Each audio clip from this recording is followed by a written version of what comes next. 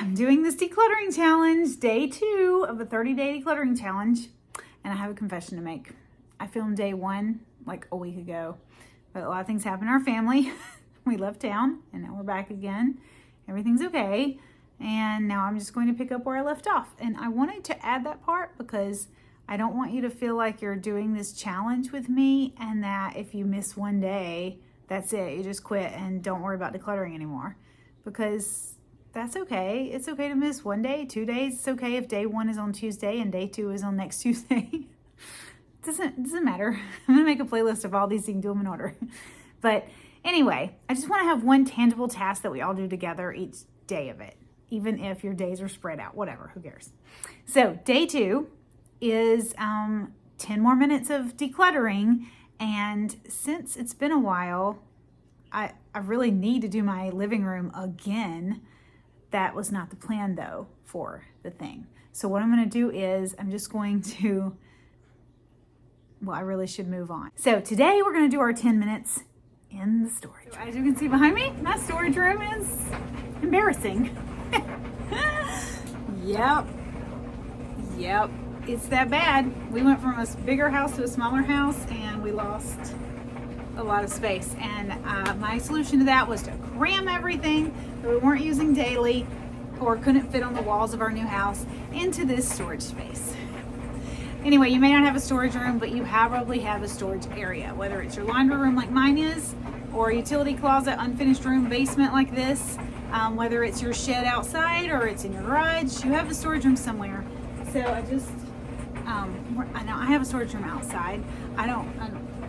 We're not going to do that. I'm going to just go with your inside. So go with your inside. It's easier to access. We can get to attics and outdoor storage later. Today is an inside storage. So 10 minutes inside storage. I wish I had like a good timer, but it's upstairs. So you just got to like measure your 10 minutes. All right, go.